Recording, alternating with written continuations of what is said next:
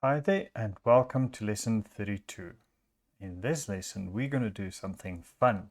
We are going to draw an animal. So up to this point we've been doing all sorts of hard surface, objects, water, that sort of thing, but we've not drawn anything that resembles something that's living.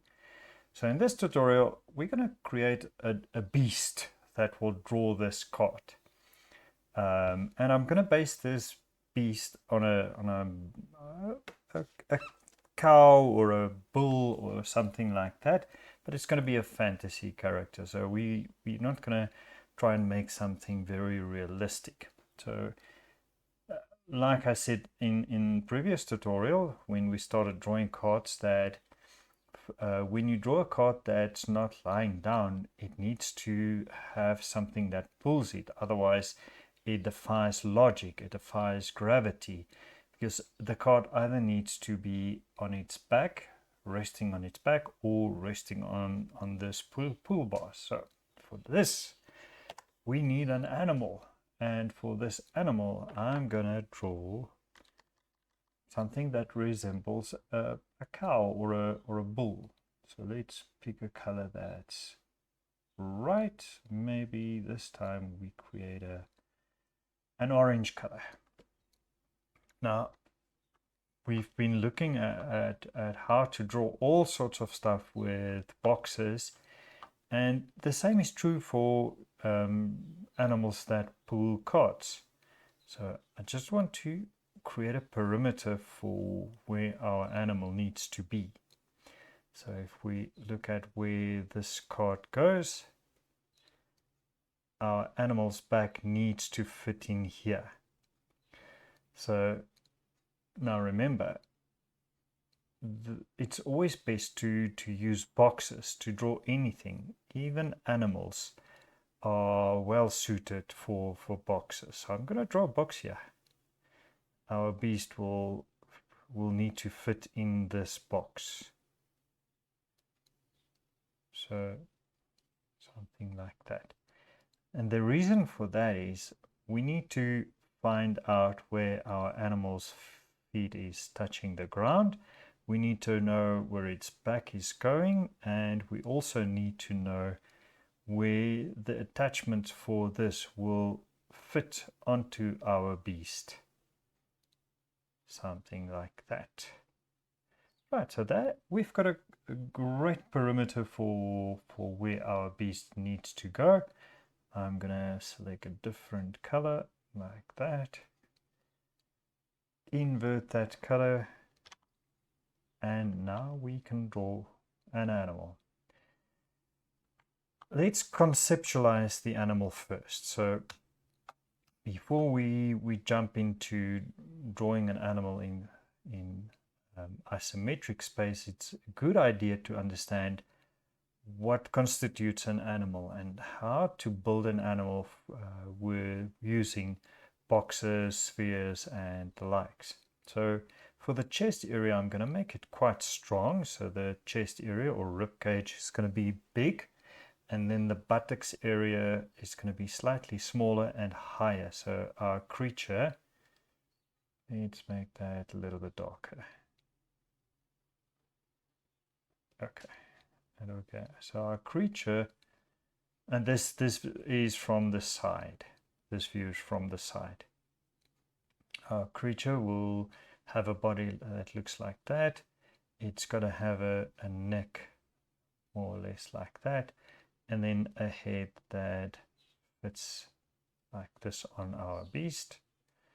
And then the shoulder blade is going to be somewhere there, or the elbow, and then the leg comes down like that, and we've got a hoof or a foot like that, and then the hind quarters, the thigh is going to be there, and then the shin is going to be there, and then the foot part comes down like that.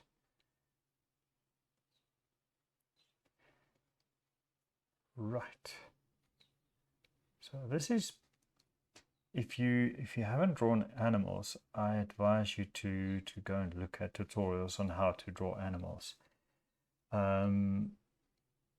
If you can't draw animals, first learn how to draw animals, because this is going to make life much harder for you or easier for you if you do or don't understand how to draw animals. Right, so and then maybe the eye there, nose, mouth, jawline and ears, and of course horns.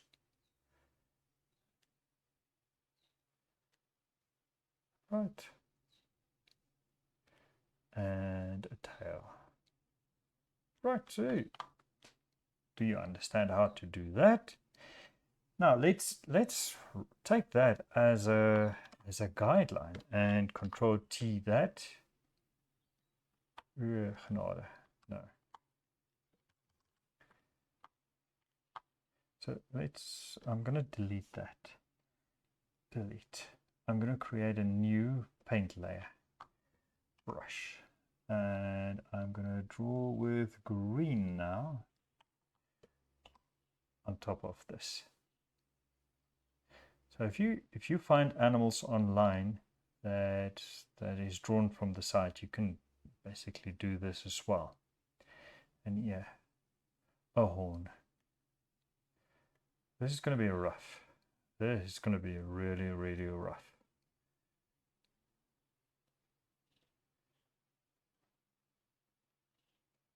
Right, so let's leave that out. Tail maybe. And the foot, the front foot. Right. Now this gives us a guideline of how we can approach this animal.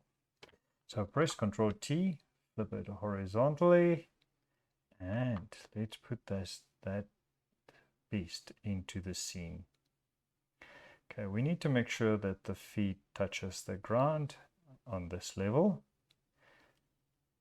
And I think it might be a bit too long, so let's squash it up more or less like that. Maybe we need to make it slightly smaller. Right.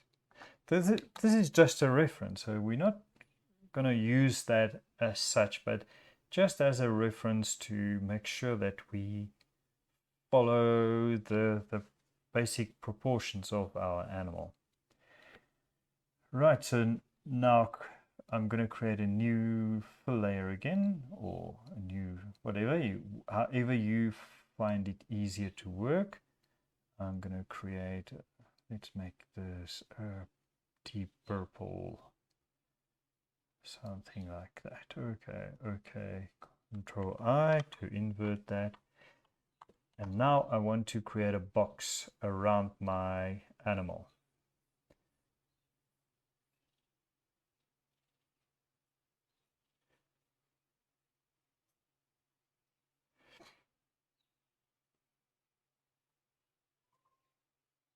So following that chest shape more or less. Okay, let's remove that box. Right, and then the neck area, also a box, a thinner box maybe, the head,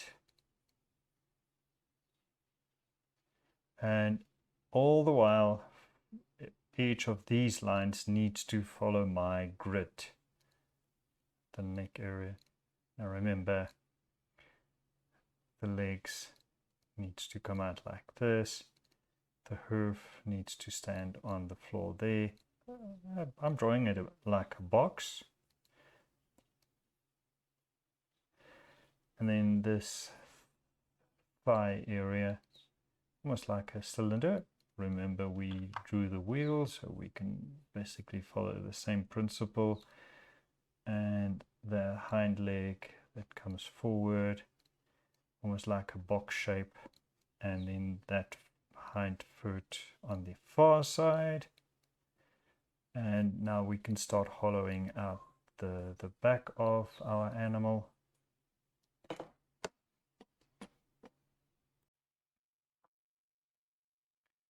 Right.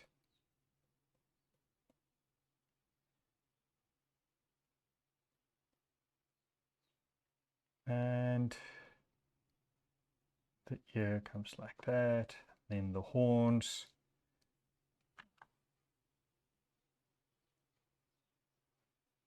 Comes out. Right, so horns can be very tricky.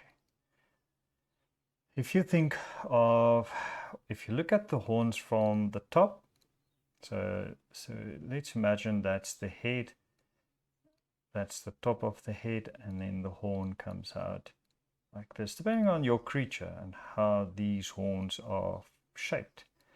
And maybe it comes forward like that. But from the front, it's coming up, out, and down, and maybe do something like this.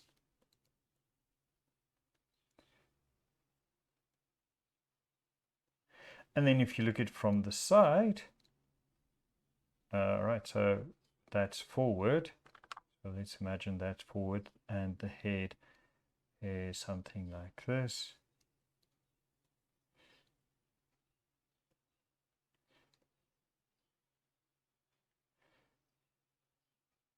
That horn is going to come up, and remember it's coming forward a little bit, and then it's coming down towards you and up front as well. Now, if you can break that up into blocks, so let's make that a little bit lighter. Boxes. If you can think of the horn in boxes, it will be easier to draw. Much easier than you think. So that's a box, and it's coming towards us and forward. Right, this is a box going outside and down. This is a box that comes forward and up, and it tapers, so it's smaller. So this is a box that comes forward and up. This is a box that go to the side, and maybe it's coming towards us, so we can see the front.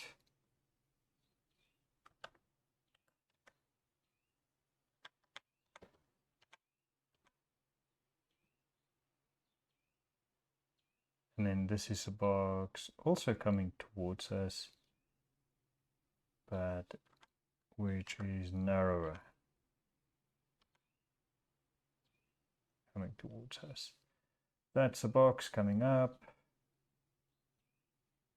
something like that. This is a box coming towards us, or you could do cylinders, or whichever is easier and quicker to understand and draw. So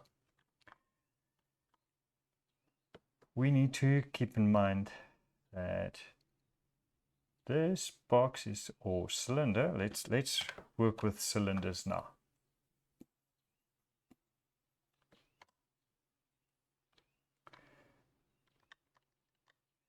So we've got a cylinder in there. It's coming up and towards us, which means that is coming up and away from us.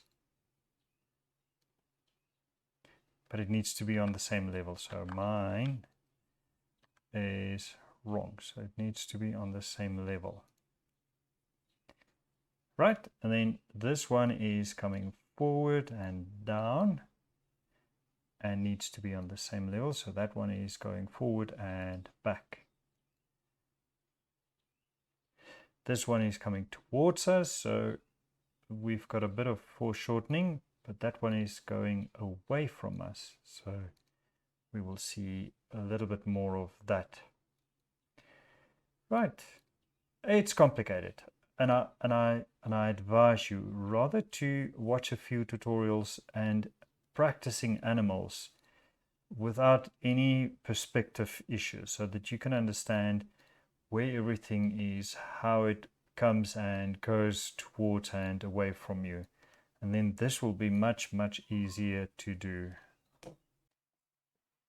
Right, so once you've got this layout and feel confident to start drawing your animal, you can create a new fill layer, make it black for the drawing, right, and invert that layer. And now the fun starts. And your animal can have different kind of horns. It doesn't need to follow the rules and standards of our realm. So it could have horns that have extra bits to it.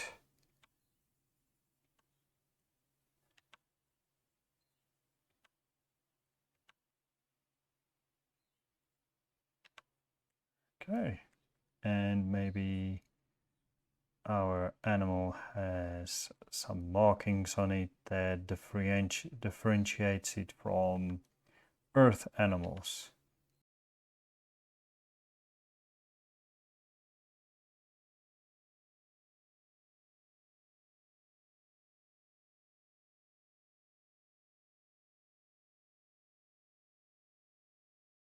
Thing to remember with animals, and especially if the head is facing straight on and you are drawing stuff that needs to be on the same level, remember that you've got your grid to help you out. So that point and that point should be more or less on the same level. And the same for this part of the horn. So this point here and this point here needs to be on the same level. So it can be slightly off because animals are organic, so they are not made by machines. So sometimes the horns are not on the same level. They are a bit bent or skew. But having it more or less on the same level will make it look correct. And if you keep that in mind, it should be logical to have your animals, and it should be easy to draw your animals. Granted that you have dealt with anatomy and that you have drawn animals in other areas of your life. So try to draw a lot of animals without having the challenge of perspective or isometric perspective as well. So get familiar with drawing animals before you start drawing them in isometric. Otherwise, you're going to have a hard time drawing animals. But once you've done that, it should be easy to draw animals, any kind of animal or creature in isometric space. So by this point, we can disable our grid. We can make a selection. So I'm going to just use the magic wand, select the outside of my animal, then press Shift Control I to invert the selection, and you'll see the selection jumps a pixel. So we need to go to select, shrink selection by 1 pixel, and now we can fill our animal with a color. So select the layer below your drawing and use fill color and pick a color that you think your creature will be. So let's pick a nice beautiful color like that and press OK. I'm going to duplicate that layer, change the color of that to something maybe complementary, maybe a bit more turquoise. Press OK, and then I'm going to use my lasso tool to deselect the pattern that I've got going there.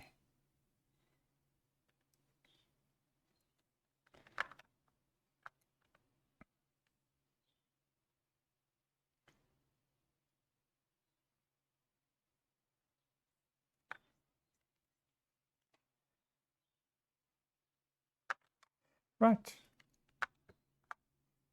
Press delete on the keyboard. And using black or white, just painting areas that are a bit wrong, not correct, not to your liking. So I just want to tweak that a little bit. And let's see, maybe let's play around. Oh, let's go with that. Right, let's select the horns and change the color of that as well. Full color. Let's make that an angry red color. So dangerous, dangerous. And let's select the eye, the hooves, and give that a very dark color.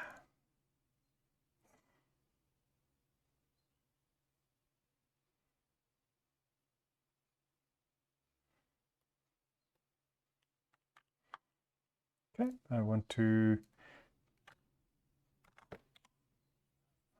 shade my animal a little bit better. So this is rough. I didn't design this animal, but when you get to this stage, you will know what kind of animal you want in your scene, and you will have had designed this. Not a random creature like that I've got here. Let's change that color. I'm not quite happy with that. Okay, and then I'm going to create another layer on top of that. Add a fill layer. Let's make it a dark brown color.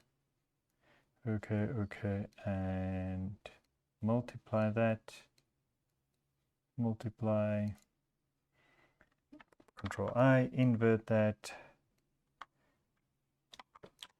and paint some shading in.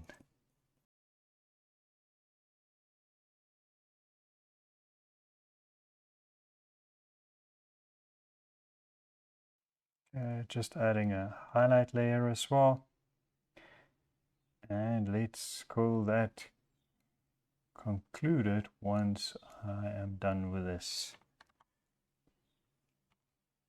Right, so we will return to animals in upcoming tutorials. This is just a quick one to help you create a creature, add your creature in the scene so that you have something that is capable of pulling your cards in your scenes.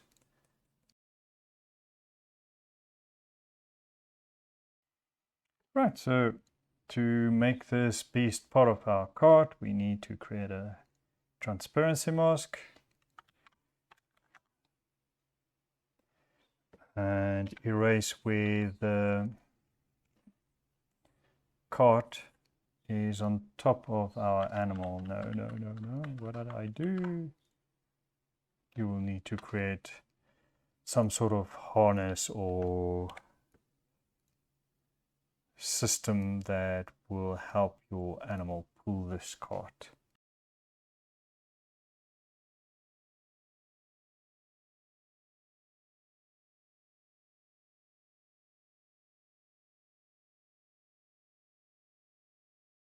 This is just a quick mock-up of what could be a harness or something that strings this animal to a cart and how this animal will pull a cart. Of course, there will be all sorts of other stuff, but seeing that this is a quick one, I hope you enjoyed this and that you create stunning and beautiful creatures for your scenes. Remember, get to know animals and how they are constructed, and this will make life much easier. If you understand this and how to draw animals in other scenarios, this will become easier and easier to do. Thanks for watching. See you in the next one.